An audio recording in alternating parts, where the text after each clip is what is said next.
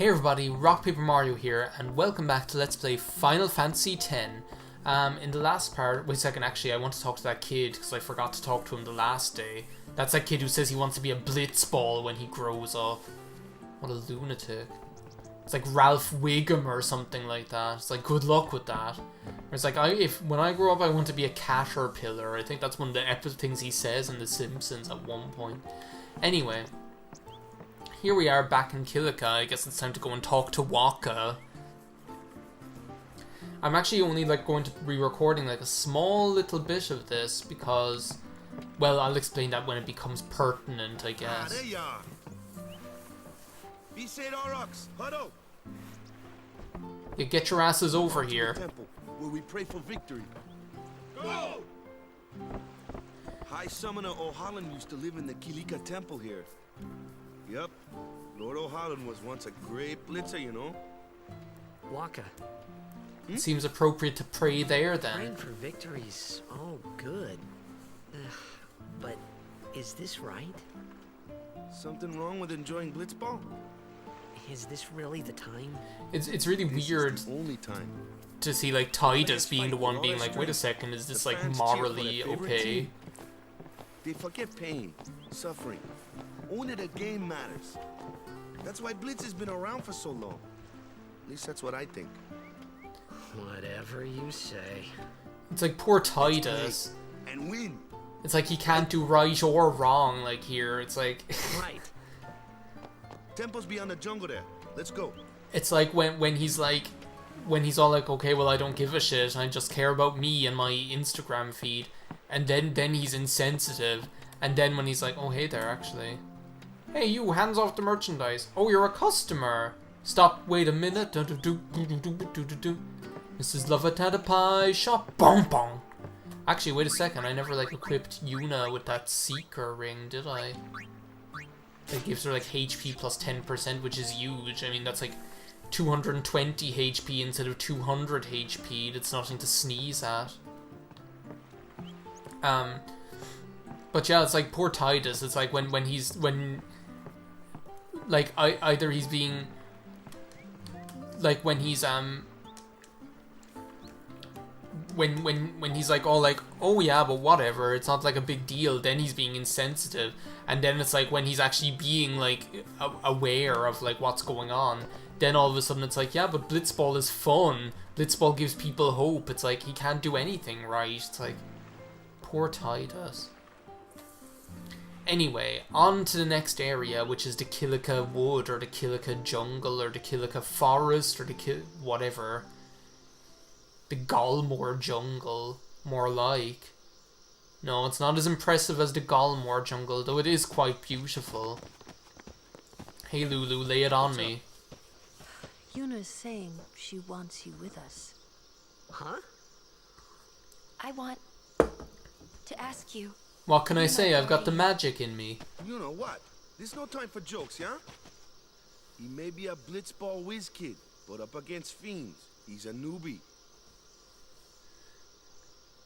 Jeez, and wait a second, you're the one who's failing blitzball team wants me to help them? His face. What? What do you mean? It's just that, well, we're all going to the temple anyway. Can't this wait till later? Ever the pragmatist, good old Lulu. I'm sorry. I shouldn't have.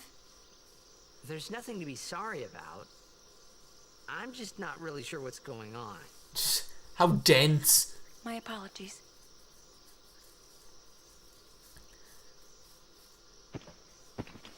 Here's Kamari in his leather bondage harness.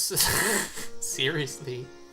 Even though I must say, Adam Rippon wore a bondage-inspired outfit at the Oscars, and I thought it was class. Even though the trousers and shoes were an absolute fail, the jacket and white shirt and harness were just classic. Kimari, why don't you use Lancet on it? Oh, this is another tutorial battle. Lancet? Normally, it's a skill that weakens enemies and heals the user.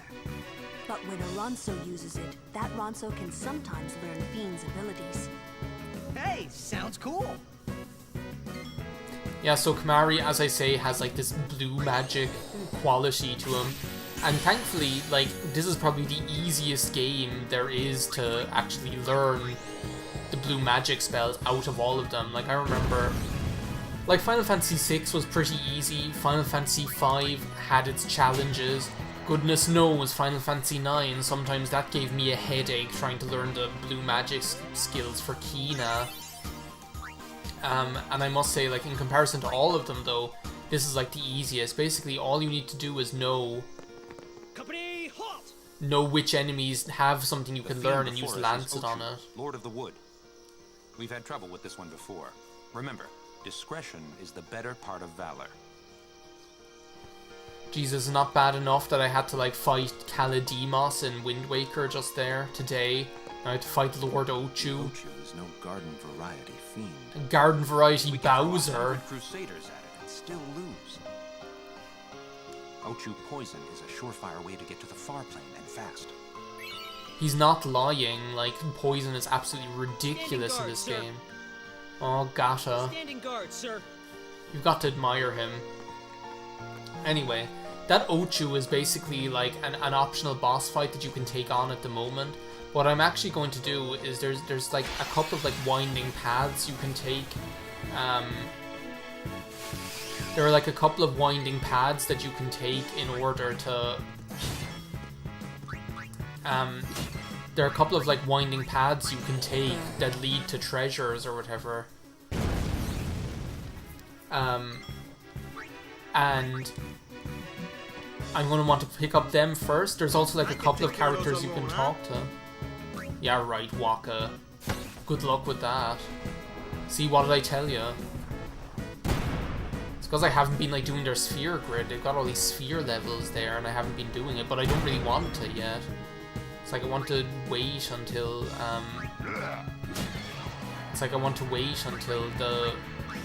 until I have like a couple of more of them to be able to do it. I might as well bring in Yuna to get some experience here. I'm ready.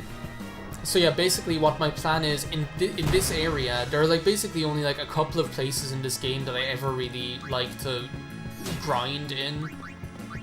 And like this is one of them, so actually what I like to do is before like proceeding with the game and going on like fighting Lord Ochu and going on to the Kilika Temple and all that jazz, what I actually like to do is I like to take a little bit of time and just grind a little bit here. Not like too much, like not like crazy, because you don't even have the spheres to take advantage of that sometimes.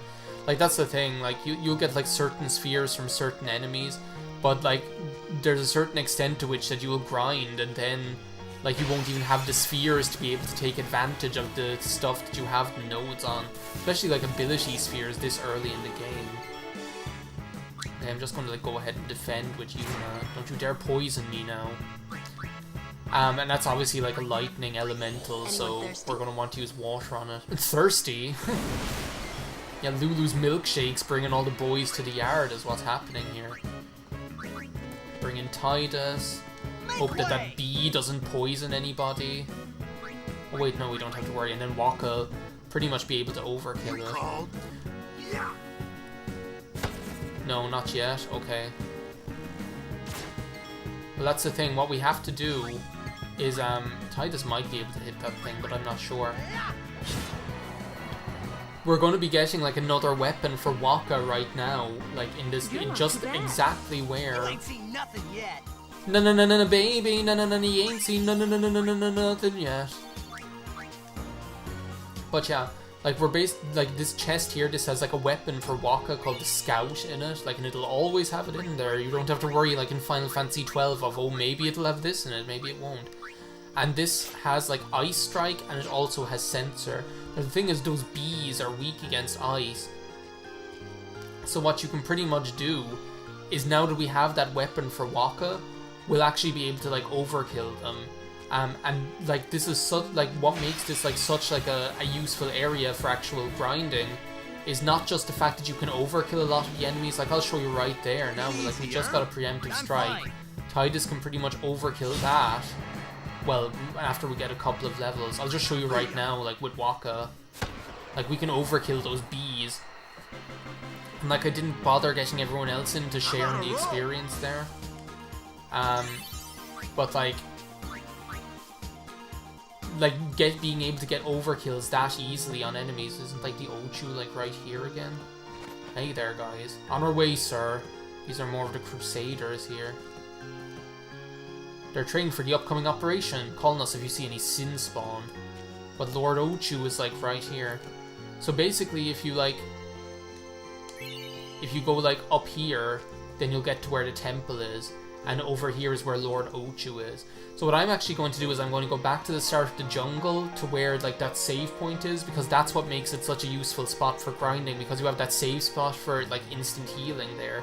And I'm just going to grind up a couple of levels, come back and do the Sphere Grid. So yeah, for you it'll be in just a bit, but I'm going to hold off until, like, a whole other recording session to record the rest. So see you in a sec, guys. Okay guys, I'm back after doing a little bit of grinding. As you can see, I kind of tried to get everyone up to about 10 sphere levels. Titus just got up to 11 because obviously he's been in a battle or two more than everyone else. And Kamari is only at 7 because Kamari has been in a few battles fewer than all of us. So let's get a start on this Sphere Grid here. Now what you're going to see with Yuna here at the beginning is that you see, like, which skills she already has, namely Cure and Asuna. And, like, the first things that you're going to see here on the Sphere Grid are basically a null spell for every single one of the elements. Which basically what it'll do is it'll put up a shield over someone that will nullify all the damage from that type of element for the next time the person gets hit by it. I can understand why it might be useful. Personally, if I'm being absolutely honest with you guys, I've never used them ever. And what I usually find is that if I go for all 4 of these at the beginning, like, that's 4 ability spheres that it ends up, like, hogging for 4 spells that I never use. So I'm actually just going to go ahead and skip all the way over here with Yuna. I'm not going to bother getting them because I'm just not going to use them. So that's that done. You can complain if you want, but as I say, like, I never use them, so what's the point in, like, wasting the ability spheres on them, because they're actually the ones, as you can see, we have the fewest ability spheres in comparison to any of the other ones, do you know? So we're going to use a mana sphere here, in order to raise our magic by 3 points.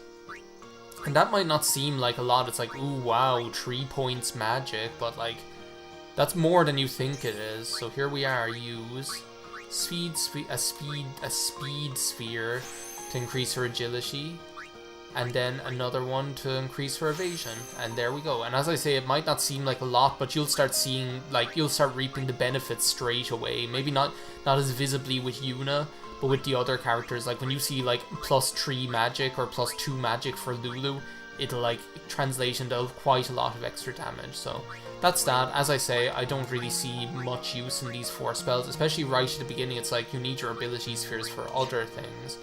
Now with Lulu, that's pretty much, like, clear what way your path is going to be here. You're just going to continue along. And as I say, like, at the beginning, the Sphere Grid isn't very varied. Like, basically you've just got to make sure not to, like, fuck things up is all you've got to do. Like, that's all that's important, is that you make sure that you don't, like, skip over any nodes or anything like that, where there's something that you might be able to use. So even though I could go all the way over here, I'm just going to make sure to only go to here first, so that I can get, like, each of the nodes here, like, each of the ones both the ones that I'm sat on currently, as well as the ones that I'm adjacent to. And as I say, like, the Sphere Grid isn't, like, very fascinating at the moment. I quite like it. I find it, like, really relaxing to just go through. And as I say, especially because you really start seeing yourself reap the benefits of it straight away. Like, maybe after this I can get into, like, one battle and show you guys. Like, especially here, HP by 200 points. Like, that's absolutely huge. Like, when you consider, like, those enemies, those, like, seed cannon enemies were doing somewhere between, like, anywhere between 150 and 200 damage to some of your characters. Like, getting, like, 200 extra HP is absolutely monumental. So yeah, here we are with Waka. Again, same old story, just don't fuck it up. Is all you've got to do. Like, later on in the game, like even this, like the standard sphere grid will open up quite a bit, because you'll start getting like these key spheres that allow you to like unlock. What did I say? Unlock like that? It sounded like, can I have some bottle of water? Is what it sounded like. There's this ridiculous video that I love that shows like, and it's like from some stream that Namjoon did. And like it's like someone asks him like to do like a British accent or something in like in the stream. So what he does is he starts saying like, Harry Potter, can I have some bottle of water? Shut up, Malfoy. Shut up, Malfoy. Like that. It's really funny. Okay, wait a second. Is that right? Yeah, I do want to move there. And these strength by 2, as I say, you'll really start, like, you'll see like the difference in that like straight away. Now we did just learn a useful skill for Waka called Silence Attack, which will pretty much like, wait a second, there's like 2 ways to go here. Extractability. Do you know what, that mightn't actually be too useless, especially at the beginning of the game. Extractability, to be able to, basically what that does is, like, it lets you get ability spheres from enemies is what it does. Do I really care enough about it to sacrifice like 1 sphere level? Well, do you know what? I have like time to think about it here because I can't even do anything yet at the moment, so... I'm at a crossroads with Waka. I'm going to skip Kamari for the moment because I'll come back to him. Tidus is a bit less complicated here. We've got a hell of a lot of sphere levels for him too. So yeah, maybe like after this, well no, but sure I'll be able to show you in the Ochu battle, I guess, because I'm going to be doing that in the next video. We don't have time to do it now. So here we are, we only have 8 ability spheres, and we're already after using 1 for Waka, and now we're after using 1 for Tidus to let him learn Flee, which is actually like very useful. Like actually just being able to flee battles with pretty much 100% effectiveness. Like that's absolutely... That could be like a godsend sometimes if you're just trying to get through an area, like you can just, and especially because like the combination of having that ability and Tidus's speed is just so useful. Now this is a point where you have to make sure not to fuck it up, because as you can see here, like I'm just gonna show you now, like you can come down here and like basically there's like an attack up here, extract speed, which is like the same thing. That's not really relevant to me because you get so many speed spheres, I don't really care about it, especially not enough to sacrifice 1 sphere level.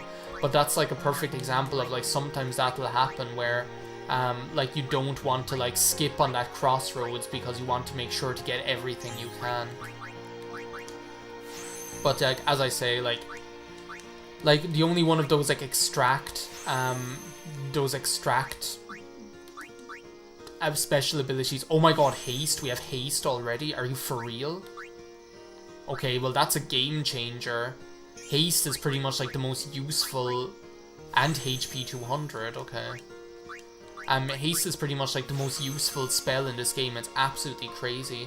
Like there are a couple of really like not broken spells, but like a couple of spells that'll become like, and I think every Final Fantasy game has that, like those couple of spells that are just useful all the time, like Blind in Final Fantasy 12, and Slow in Final Fantasy 12, and in this game it's like Haste. It's like Haste is just the be-all, end-all of everything. Now with Kamari is pretty much, it's almost like being on the more advanced sphere grid, because you start in the middle and you get to choose where you want to go, but not yet. Like you'll have to have like a key sphere to be able to get through the locks to get onto like one of the other characters' sphere grids. Now what I'm actually going to do is, now what sometimes I get like suckered into coming down around here and being like, oh my god, I have to get all of these things in the middle. You don't actually have to get all of these things in the middle. But what I am actually going to do, I am going to take like a detour, since I don't have like the key sphere to get down here anyway, because this is the one I want to unlock. And like, I don't have the key sphere to unlock it anyway. So what I'm going to actually do is I'm going to come up around here a little bit. I'm not going to bother with the accuracy, I'm just going to come straight up here. Is that, wait a second, I better like make sure that that's what I want to do, because I want to come up here, get like the strength and HP. Come up here, get the strength and HP, like strength by 3, that's massive. I might even come up and get the HP up there. I don't really care about the accuracy that much. But like the strength and HP, especially the strength I'd like to get just to make Kimahri more usable. Because sometimes what happens with him is he just turns out to be a bit of a wimp, and then I'll just see how things go. So I'll start by like moving up here. I don't really care about the accuracy all that much, even though I must say sometimes, like you'd think, okay, sometimes it is handy to have another character that's able to hit like more, that's able to hit like enemies with high agility, like those like bees, or like you'll see like or the lizards and things like that. Do you know what, I'm gonna come up here first. I'm pretty sure every playthrough I end up doing something slightly different with Kimahri at this point in the game. I remember like one time I ended up like doing way too much of this crap where you're like, where you're getting like spheres from around the middle and stuff like that. And with the effect that I didn't end up coming down here until like way later than I actually wanted to, because the advantage of coming down here is that you're supposed to get steel earlier in the game than you normally would do, which can be very useful. So I'm actually going to leave the MP and the accuracy, and the next sphere level I get, I'm just going to hook back around here and continue along there. So, and if it turns out that I have extra time or extra sphere levels, I can just rack them up, or else I can go for the HP, and things like that are over here, or like the Jinx and stuff like that, the MP. I don't think I'll bother with them, but anyway. That's it for like Kimahri's Sphere Grid. Return to the main menu. So now, as you can see already, like we have a whole lot more HP for some of our characters. I might actually try and get into like one battle just so I can show you guys how that kind of like translates, or would that be too long? Do you know what, that's actually just going to be too long. We can wait. Well, here we go, I spoke too soon. That's what I get now. Okay, well this actually isn't a very bad enemy to get into a fight with, so Yuna I'm just going to sit pretty with. Wakka, go ahead and hit him. See, already that's doing like about like 40 more damage than he was doing normally. Tidus is doing like a way more damage already as well. And you'll see now Seed Cannon, like, it'll still do quite a lot of damage because for Wakka we didn't get all that much defense. Let's see like what Kimahri is able to do here now. Kimahri is doing 309 damage, are you for real? Jesus, Kimahri is a for real friend all of a sudden. Lulu, this is going to be the test. Can we overkill this thing? No, not yet. But we're doing almost like 150 more damage to it.